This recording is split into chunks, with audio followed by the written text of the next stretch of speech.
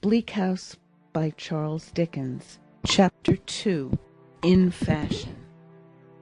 It is but a glimpse of the world of fashion that we want on this same miry afternoon. It is not so unlike the Court of Chancery, but that we may pass from the one scene to the other as the crow flies.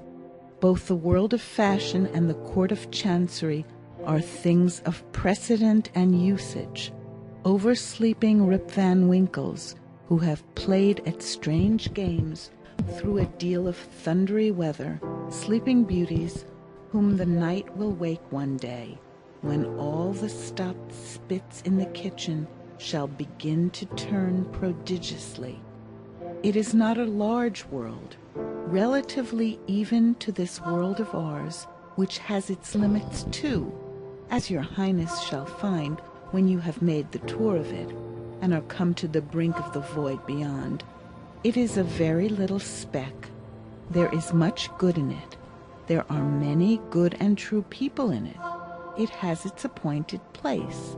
But the evil of it is that it is a world wrapped up in too much jeweller's cotton and fine wool, and cannot hear the rushing of the larger worlds, and cannot see them as they circle round the sun. It is a deadened world, and its growth is sometimes unhealthy for want of air. My Lady Dedlock has returned to her house in town for a few days previous to her departure for Paris, where her ladyship intends to stay some weeks, after which her movements are uncertain. The fashionable intelligence says so, for the comfort of the Parisians, and it knows all fashionable things. To know things otherwise were to be unfashionable. My Lady Dedlock has been down at what she calls, in familiar conversation, her place in Lincolnshire. The waters are out in Lincolnshire. An arch of the bridge in the park has been sapped and sopped away. The adjacent low-lying ground, for half a mile in breadth, is a stagnant river, with melancholy trees for islands in it, and a surface punctured all over, all day long, with falling rain. My Lady Dedlock's place has been extremely dreary. The weather for many a day and night has been so wet that the trees seem wet through, and the soft loppings and prunings of the woodman's axe can make no crash or crackle as they fall. The deer, looking soaked, leave quagmires where they pass. The shot of a rifle loses its sharpness in the moist air, and its smoke moves in a tardy little cloud toward the green rise, coppice-topped, that makes a background for the falling rain. The view from my Lady Dedlock's own window is alternately a lead-colored view and a view in Indian ink. The vases on the stone terrace in the foreground catch the rain all day, and the heavy drops fall, drip, drip, drip, upon the broad, flagged pavement, called, from old time, the Ghost's Walk, all night. On Sundays, the little church in the park is mouldy. The oaken pulpit breaks out in a cold sweat, and there is a general smell and taste as of the ancient Dedlocks in their graves. My Lady Dedlock, who is childless, looking out in the early twilight from her boudoir at a keeper's lodge, and seeing the light of a fire upon the latticed panes, and smoke rising from the chimney, and a child, chased by a woman, running out into the rain to meet the shining figure of a wrapped-up man coming through the gate, has been put quite out of temper. My Lady Dedlock says she has been bored to death.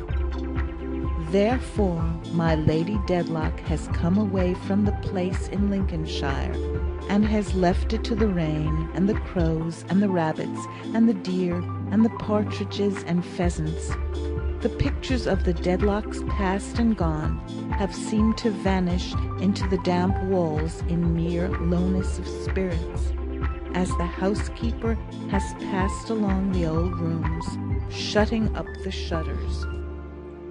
And when they will next come forth again, the fashionable intelligence, which, like the fiend, is omniscient of the past and present, but not the future, cannot yet undertake to say. Sir Leicester Dedlock is only a baronet, but there is no mightier baronet than he. His family is as old as the hills and infinitely more respectable. He has a general opinion that the world might get on without hills, but would be done up without Dedlocks. He would, on the whole, admit nature to be a good idea. A little low, perhaps, when not enclosed with a park fence, but an idea dependent for its execution on your great county families. He is a gentleman of strict conscience, disdainful of all littleness and meanness, and ready, on the shortest notice, to die any death you may please to mention, rather than give occasion for the least impeachment of his integrity. He is an honourable, obstinate, truthful, high-spirited, intensely prejudiced, perfectly unreasonable man. Sir Leicester is 20 years, full measure, older than my lady. He will never see 65 again, nor perhaps 66, nor yet 67. He has a twist of the gout now and then, and walks a little stiffly. He is of a worthy presence, with his light grey hair and whiskers, his fine shirt frill, his pure white waistcoat, and his blue coat with bright buttons always buttoned. He is ceremonious, stately, most polite on every occasion to my lady, and holds her personal attractions in the highest estimation. His gallantry to my lady, which has never changed since he courted her. He is the one little touch of romantic fancy in him. Indeed, he married her for love.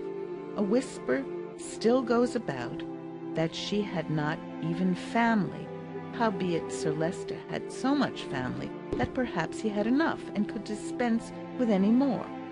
But she had beauty, pride, ambition, insolent resolve, and sense enough to portion out a legion of fine ladies. Wealth and station, added to these, soon floated her upward, and for years now my Lady Dedlock has been at the centre of the fashionable intelligence, and at the top of the fashionable tree.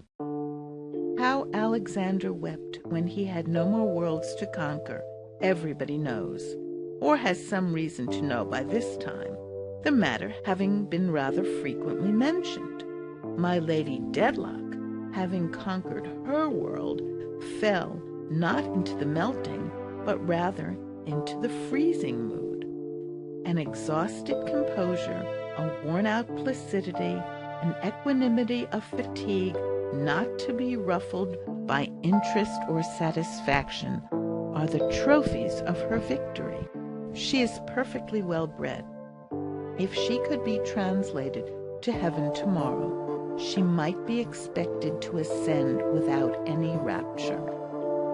She has beauty still, and if it be not in its heyday, it is not yet in its autumn. She has a fine face, originally of a character that would be rather called very pretty than handsome, but improved into classicality by the acquired expression of her fashionable state.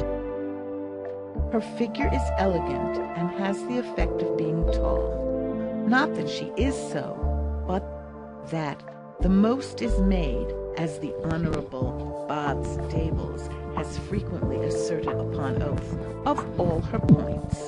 The same authority observes that she is perfectly got up, and remarks in commendation of her hair especially, that she is the best groomed woman in the whole stud. With all her perfections on her head, my Lady Dedlock has come up from her place in Lincolnshire, hotly pursued by the fashionable intelligence, to pass a few days at her house in town, previous to her departure for Paris, where her ladyship intends to stay some weeks, after which her movements are uncertain. And at her house in town, upon this muddy, murky afternoon, presents himself an old-fashioned old gentleman, attorney at law, and eke solicitor of the High Court of Chancery, who has the honour of acting as legal adviser of the Dedlocks, and has as many cast-iron boxes in his office with that name outside, as if the present baronet were the coin of the conjurer's trick, and were constantly being juggled through the whole set. Across the hall and up the stairs and along the passages and through the rooms, which are very brilliant in the season and very dismal out of it, fairyland to visit, but a desert to live in, the old gentleman is conducted by a Mercury in powder to my lady's presence. The old gentleman is rusty to look at, but is reputed to have made good thrift out of aristocratic marriage settlements and aristocratic wills, and to be very rich. He is surrounded by a mysterious halo of family confidences, of which he is known to be the silent depository. There are noble mausoleums rooted for centuries in retired glades of parks, among the growing timber and the fern, which perhaps hold fewer noble secrets than walk abroad among men, shut up in the breast of Mr. Tulkinghorn. He is of what is called the old school, a phrase generally meaning any school that seems never to have been young, and wears knee breeches tied with ribbons, and gaiters or stockings. One peculiarity of his black clothes and of his black stockings, be they silk or worsted, is that they never shine. Mute, close, irresponsive to any glancing light, his dress is like himself.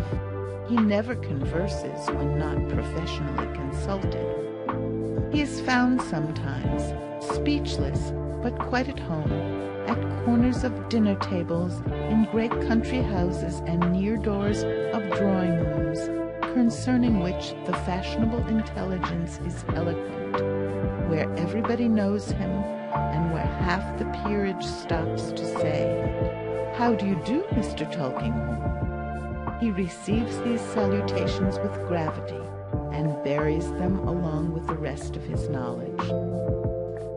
Sir Leicester Dedlock is with my lady, and is happy to see Mr. Tulkinghorn. There is an air of prescription about him, which is always agreeable to Sir Leicester. He receives it as a kind of tribute. He likes Mr. Tulkinghorn's dress. There is a kind of tribute in that, too. It is eminently respectable, and likewise, in a general way, retainer-like. It expresses, as it were, the steward of the legal mysteries, the butler of the legal cellar of the Dedlocks. Has Mr. Tulkinghorn any idea of this himself? It may be so, or it may be not, but there is in this remarkable circumstance to be noted in everything associated with my Lady Dedlock as one of a class, as one of the leaders and representatives of her little world. She supposes herself to be an inscrutable being, quite out of the reach and ken of ordinary mortals, seeing herself in her glass, where indeed she looks so. Yet every dim little star revolving about her, from her maid to the manager of the Italian opera, knows her weaknesses, prejudices, follies, haughtinesses, and caprices, and lives upon as accurate a calculation and as nice a measure of her moral nature as her dressmaker takes of her physical proportions.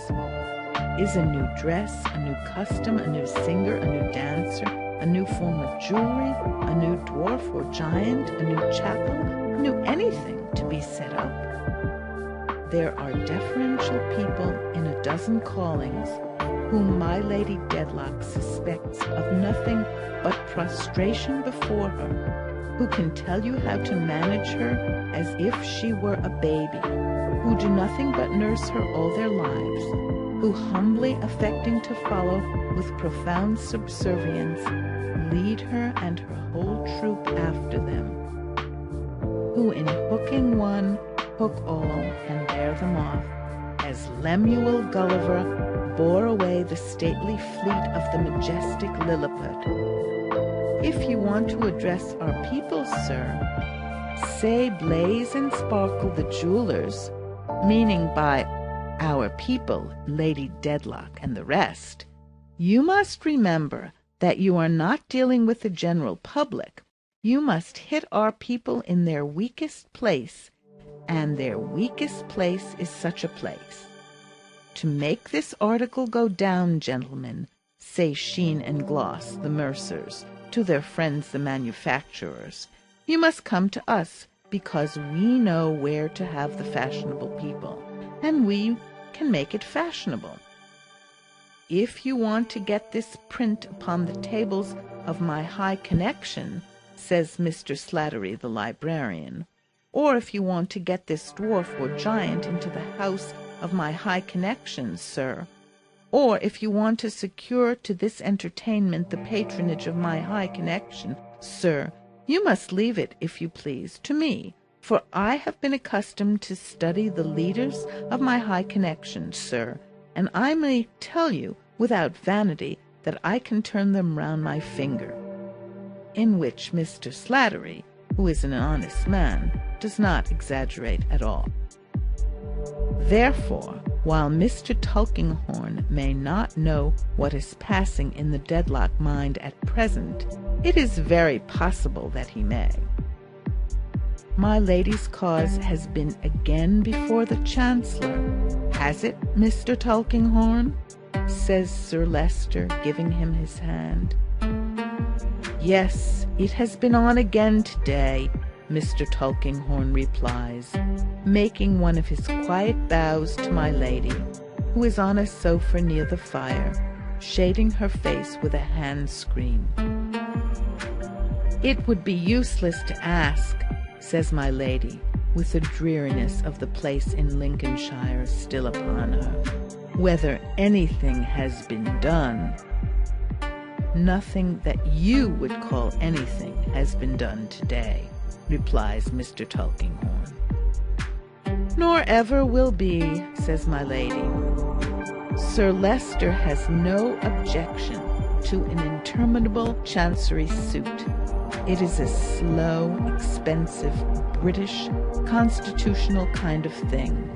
To be sure, he has not a vital interest in the suit in question, her part in which was the only property my lady brought him, and he has a shadowy impression that for his name, the name of Dedlock, to be in a cause, and not in the title of that cause, is a most ridiculous accident. But he regards the Court of Chancery, even if it should involve an occasional delay of justice and a trifling amount of confusion, as something devised in conjunction with a variety of other somethings by the perfection of human wisdom for the eternal settlement, humanly speaking, of everything.